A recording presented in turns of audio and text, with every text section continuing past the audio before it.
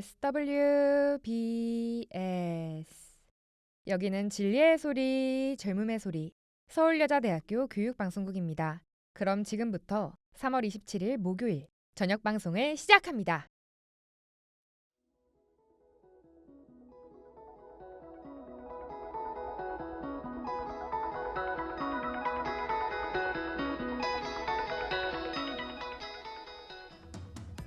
쉰이들이 똑똑해지는 라디오 슛동나 목요일 방송을 시작합니다. 안녕하세요, 이하은입니다. 안녕하세요, 곽세진입니다.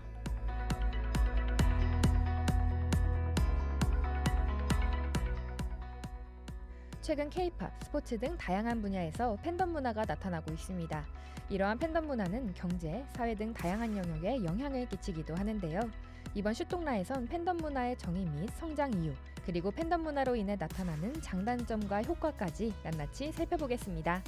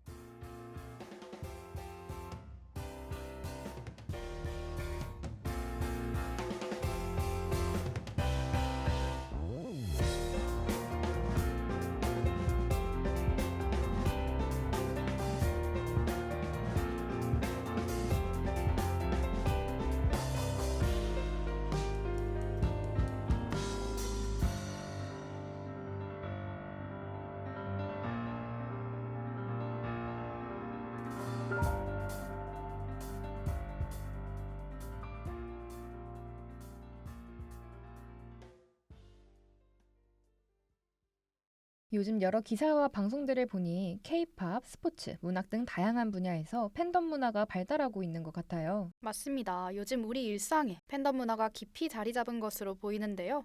말씀해 주셨듯이 K-팝, 스포츠, 그리고 뮤지컬이나 연극과 같은 문화생활 등 다양한 분야의 팬덤이 존재합니다.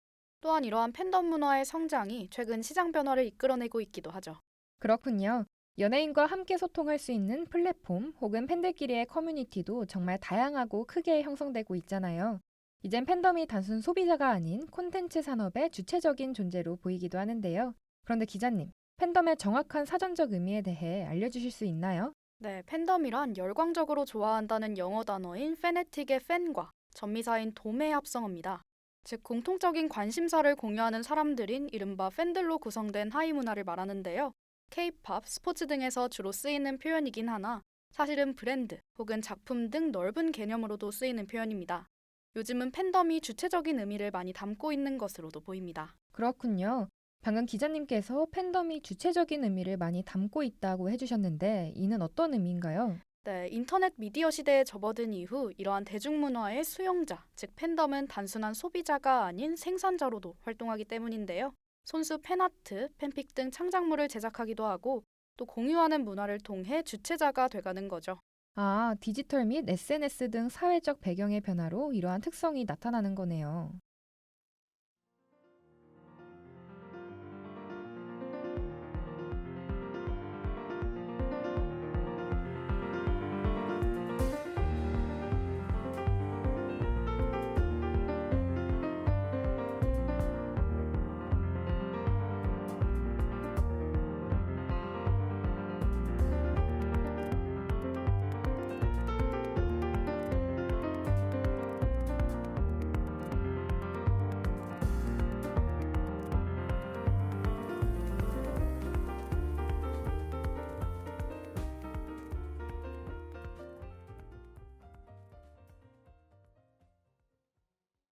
기자님, 최근 다양한 분야의 팬덤 문화가 세계적으로 커가고 있는 것 같이 느껴지는데요.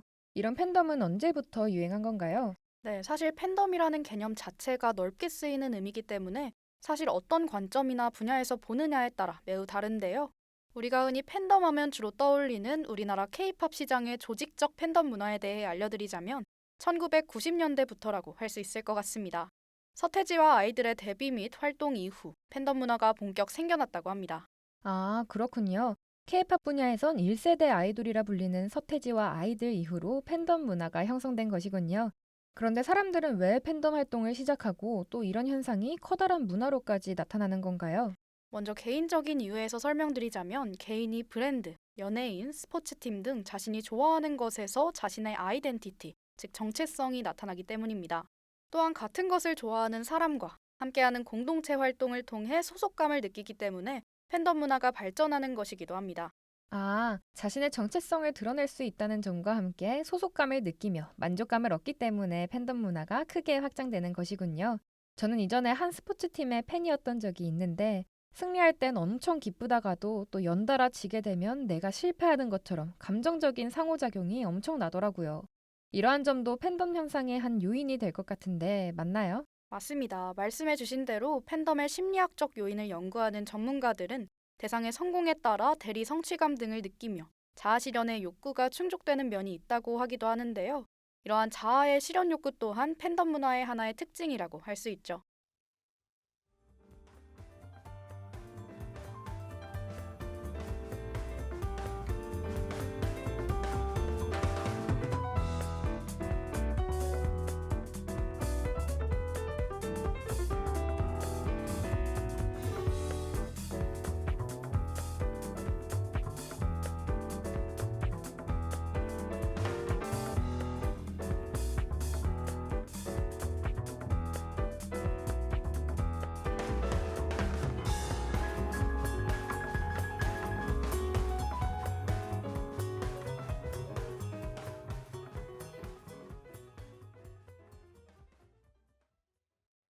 기자님과 계속해서 팬덤 문화에 대해 이야기 나누고 있는데요. 몇 년 전 트로트 프로그램 붐이 일면서 이른바 트로트 열풍이 불었었잖아요. 그 이후로 지금까지 시니어 팬덤층이 엄청 많아졌다고 하더라고요. 맞나요? 네, 맞습니다. 보통 이전에 대중문화 팬덤층이라고 하면 10대, 20대 또래 문화로 여겨지는 경우가 많았는데요. 이제는 5, 60대 이상 시니어 팬들도 많이 생겨나며 큰 화력을 보여주고 있습니다. 시니어 팬덤층은 콘서트에 가면 거의 모든 관객이 가수 굿즈로 판매되는 옷을 입고 또 응원봉을 들고 응원하는 등 충성도가 매우 높다고 합니다. 그렇군요. 제 지인들도 트로트 가수 콘서트에 가고 싶어 하시는 부모님들을 위해 치열한 티켓팅에 도전하기도 하더라고요. 이런 시니어 팬덤은 단순한 팬 활동 이상의 역할을 한다고도 들었는데 이에 대해 자세히 설명해 주실 수 있나요? 네, 시니어 팬덤만의 가장 두드러지는 특징에 대해 말씀하시는 것 같은데요. 시니어 팬덤은 주로 직장에서 은퇴를 하거나 전업주부로 살아온 이들이 많습니다. 이들은 이러한 팬덤 활동을 통해 새로운 소속감과 삶을 누리게 되는 거죠. 즉, 함께 무언가를 좋아하는 사람 관계를 넘어 커뮤니티, 공동체의 의미까지도 확장되는 겁니다. 정말 아티스트를 함께 좋아하고 응원하는 팬 활동뿐만 아니라 공동체로서 긍정적인 영향을 나누는 것 같네요. 무언가를 좋아하고 또 열정적으로 활동할 수 있다는 게 정말 어느 연령층이든 좋은 것 같아요. 맞습니다. 사회에 좋은 영향을 미칠 수 있는 새로운 기회가 되기도 하는데요. 시니어 팬덤층은 경제적 여유가 있는 분들이 다수 존재하기에 경제 산업에도 긍정적인 영향을 미친다고 합니다. 그렇군요. 팬덤 문화에 관해 더 전문적인 견해를 듣기 위해 기자님께서 한양대학교 에리카 문화콘텐츠학과 박소정 교수님과 인터뷰 진행하셨다고 하는데요. 함께 들어보시죠. 느끼시다시피 K-팝 시장에서 팬덤 역할은 엄청나죠. 기본적으로 스타라는 게 팬덤이 존재해야지 성립할 수 있는 개념이기도 한데요. K-팝 팬덤은 다른 영역의 팬덤과는 좀 다른 고유의 문화를 갖고 있다는 점에 좀 주목할 만한 부분인 것 같아요. 공연장에서 이제 팬챈트, 응원곡 같은 것들이 이 K-팝 팬들의 조직력이나 독특한 풍경 같은 걸 만들어내잖아요. 이런 여러 가지 그 팬덤의 모습을 참여 문화라고 표현하기도 하는데 어쨌거나 팬들이 K-팝 시장의 그런 수동적인 소비자가 아니라 능동적으로 자기 목소리를 내고 또 자기들 문화를 창출하면서 K-팝 산업을 더 풍요롭게 만들지 않나 싶습니다. 근데 더 제 생각에 주목할 부분은 이런 K-팝 팬덤의 참여적이고 능동적인 성격이 대중문화 영역에서만 나타나는 게 아니라 사회적이고 정치적인 메시지를 형성하고 전파하는 데도 나타나고 있다는 점인데요. 팬덤 경험을 통해서 자기들끼리 단단한 조직 능력이나 이 소셜미디어를 활용한 리터러시를 갖고 있기 때문에 이걸 바탕으로 자기가 지지하는 운동에 뭔가 적극적이면서도 평화적이고 때로는 유머러스하기도 한 모습으로 개입하는 이런 점이 이제 케이팝 팬덤이 사회를 향해서 보내는 굉장히 긍정적인 메시지, 긍정적인 영향 아닐까 싶습니다. 기자님, 그런데 최근 기사들을 보니 팬덤 문화의 그늘에 관해서도 많이 다루고 있더라고요. 아무래도 일부 팬들의 과도한 애정, 잘못된 욕망이 안 좋은 사례를 만들기도 하는 것 같은데요. 특히 이전부터 계속해서 스토킹 및 집착 범죄가 가장 큰 문제라고 하죠. 네, 맞습니다. 지난 17일 경찰청 범죄 통계에 따르면 사생과 관련한 스토킹 발생 건수는 해를 거듭할수록 늘고 있으며 2023년에는 1만 2,084건이 발생했다고 합니다. 자신이 좋아하는 연예인들의 일상을 더 가까이 보고 많은 정보를 알고자 하는 잘못된 욕망이 이런 범죄를 일으키고 있는 거죠. 그렇군요. 도를 넘은 애정으로 범죄까지 일어난다는 게 참 안타깝네요. 기자님, 그런데 이러한 사생 문제의 영향으로 또 다른 문제가 생기고 있다고 들었어요. 바로 연예인과 경호팀의 과잉 보호 논란에 대해 들은 적이 있는데 이에 대해 자세히 설명해 주실 수 있나요? 네, 최근 공항이나 행사장에서 경호원들이 팬을 밀쳐내거나 과격하게 제지하는 장면이 포착되며 논란이 일었는데요. 업계 측은 사생 문제가 심각해지며 신체적으로 접촉하려는 사람들 때문에 아티스트들이 피해를 보는 것을 방지하고자 대응하는 것이라고 밝히기도 했습니다. 하지만 일부 사례에 따르면 경호원이 팬들에게 강력한 빛의 손전등을 쏜다던가 머리를 여러 차례 구타하기도 한 경우가 있었다고 하는데요. 이에 대해 과한 대처가 아니냐는 지적이 있기도 했죠. 그렇군요. 안전을 지키려다 되려 서로의 안전을 해치는 행위가 될 수도 있어 보이네요. 상호 간의 적정선을 지키고 존중하는 마음을 가지는 것이 필요할 것 같습니다. 그럼 여기서 팬덤 문화의 부정적인 면에 대해 이야기해 주신 시민분의 의견 들어보겠습니다. 아이돌을 좋아할 때 정말 행복했고 팬들끼리 모여서 이야기 나누는 것도 즐거웠어요. 하지만 지금 돌아보면 너무 감정적으로 몰입했던 것 같아요. 또한 앨범, 굿즈, 콘서트 티켓 등 금전적인 부담인데요. 특히 콘서트는 점점 가격이 올라가고 있어서 부담이 커졌어요. 그리고 업계에 실망스러웠던 부분은 아이돌이 논란에 휘말리면 애매한 공식 입장을 내놓아서 팬들끼리 싸우는 상황이 반복되더라고요. 그런 걸 겪으면서 계속 좋아해도 될까라는 생각이 들었어요. 시민분께선 과도한 애정 및 대처로 인해 발생하는 팬덤 문화의 그늘에 대해 말씀해 주셨네요. 그런데 기자님, 앞서 팬덤 문화로 인한 부정적인 면을 다루긴 했지만 긍정적인 면도 당연히 존재하겠죠? 네, 건강한 팬덤 문화 사례 역시 존재합니다. 최근 가수 이찬원 팬클럽 찬스가 가수의 데뷔일을 맞아 아름다운 재단에 1,195만 원을 기부했다고 전해졌는데요. 이는 자립준비 청년의 학업생활 보조비 및 생활 안정비를 지원한 것이라고 합니다. 이전부터 이찬원은 꾸준히 기부 등을 이어온 것으로 알려지는데요. 이러한 가수의 꾸준한 나눔을 보고 공감한 팬들이 그 뜻을 이어간 활동이었다고 합니다.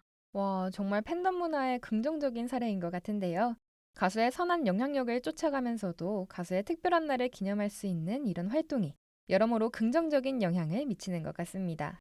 맞습니다. 팬덤 문화는 이러한 직접적인 행동뿐만 아니라 우리 사회 속 경제 전반적인 측면에서도 긍정적인 영향을 미치는데요. 팬덤 문화의 확장으로 인해 자연스레 플랫폼 규모가 커지며 글로벌 팬덤 등이 생기기도 합니다. 이는 엔터테인먼트 입장에서 수익을 다변화하고 또 글로벌 시장에서 우리나라를 알릴 수 있는 기회가 확장되기에 좋은 영향이라고 할 수 있습니다. 그렇군요.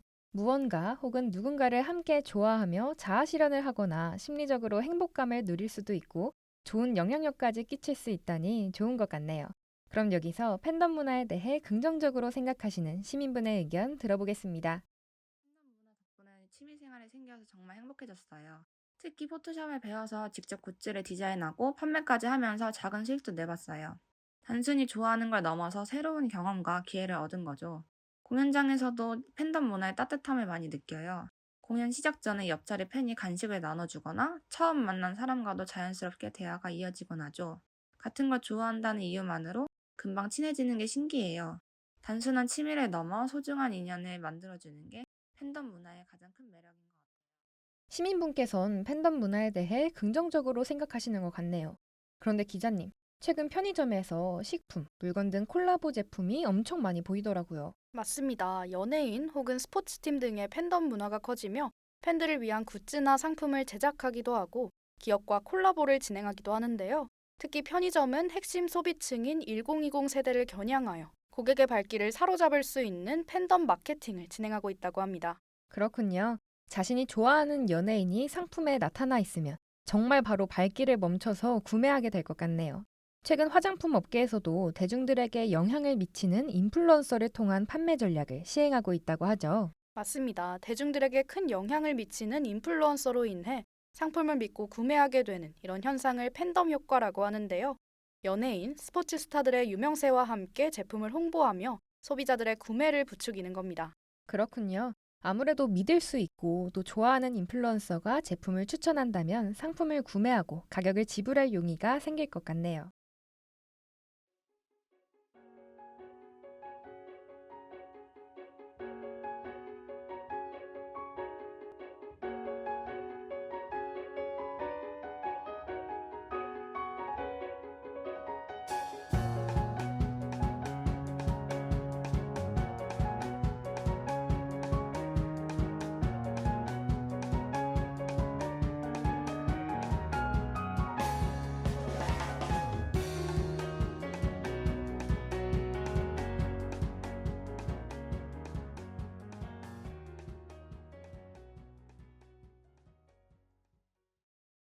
오늘 기자님과 함께 팬덤 문화에 대해 이야기 나누고 팬덤 문화의 장단점 및 영향까지 알아봤는데요. 사실 오늘은 기자님과 저의 슈똥라 마지막 방송입니다. 지난 2023년부터 약 2년이라는 시간 동안 슈똥라를 위해 열심히 취재하고 제작해서 학우분들께 들려드렸는데요. 벌써 저희 슈똥라의 마지막 방송이라니 개인적으론 너무 아쉬운 마음이 들지만 또 한편으론 이렇게 마지막까지 슈니분들께 유익한 정보를 전달해 드릴 수 있어 뿌듯하기도 합니다. 기자님은 어떠셨나요? 네, 저도 아나운서님과 함께 저희 슈니분들께 슈똥라 방송을 들려드릴 수 있어 너무 행복했습니다. 슈똥라를 제작하며 여러 인터뷰 요청에 흔쾌히 응해주셨던 전문가님들, 그리고 인터뷰를 통해 다양한 생각을 들려주셨던 학우분들 한 분 한 분의 목소리가 떠오르네요. 정말 마지막이라니 시원섭섭한 마음이 드는데요. 저희는 오늘의 슈똥라를 마지막으로 인사드리지만 저희 후배분들께서 앞으로 더 좋은 방송으로 슈니 여러분들을 찾아뵐 테니까요. 슈니들이 똑똑해지는 라디오 슈똥라, 앞으로도 많은 관심 부탁드립니다. 네, 늘 슈똥라 마지막엔 제가 다음 방송에서 봬요라고 인사드렸었는데 오늘은 정말 마지막 인사를 드리는 시간이 되겠네요. 그동안 저희의 슈니들이 똑똑해지는 라디오 슈똥라를 청취해주신 모든 분들께 감사했습니다. 그럼 안녕히 계세요. 여러분 감사합니다.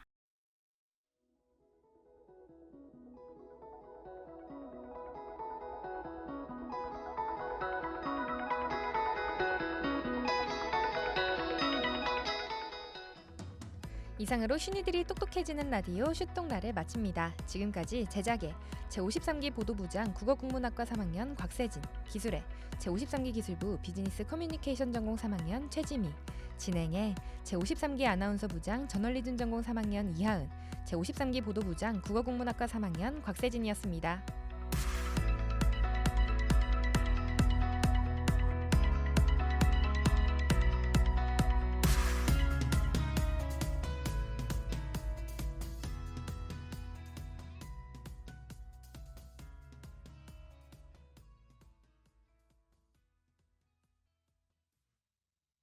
지금까지 여러분께서는 SWBS 서울여자대학교 교육방송을 들으셨습니다. 서울여자대학교 방송은 월요일부터 금요일까지 오후 12시 30분부터 12시 50분까지 저녁 5시 40분부터 6시까지 총 40분간 정규 방송을 하고 있습니다. 지금까지 청취해주신 여러분께 감사드리며 이상으로 3월 27일 목요일 정규 방송을 모두 마치겠습니다. 여기는 진리의 소리, 젊음의 소리 서울여자대학교 교육방송국입니다. SWBS